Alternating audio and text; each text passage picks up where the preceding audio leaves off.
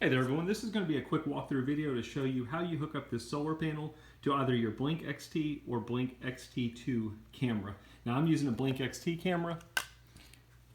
First thing you're going to do is pop the back of it off and remove the batteries from it.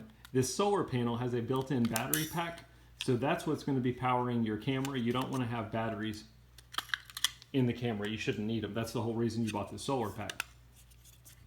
You'll want to put the cover back on. You'll notice there should be a little rubber flap on your Blink camera. I went ahead and removed that. I'm going to show you why here in just a second. So I have no batteries in my camera at all. Now we're going to hook up our solar panel with the built-in battery pack.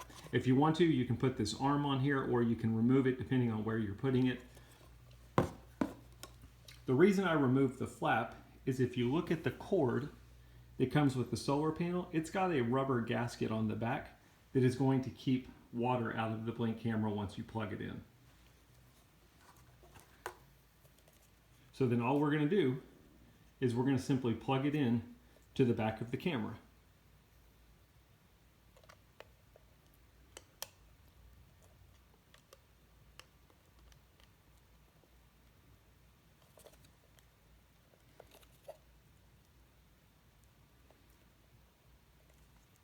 You can slide this piece back or forward depending on if you need to get to the port. That's what I just had to do. Now I've got it plugged in. I'll slide that rubber piece up forward and you'll notice my Blink camera just cut on. Totally powered by the solar panel. This is great for somebody like me who's looking to put it on a birdhouse, or maybe you're wanting to do some live viewing for continuous periods of time and save you money, some money on your AA batteries, especially since you have to use lithium batteries in the camera. This solar pack is going to pay for itself over time. Anyway, hope that helps, gives you an idea of how to set it up. It's very easy. Thanks for watching.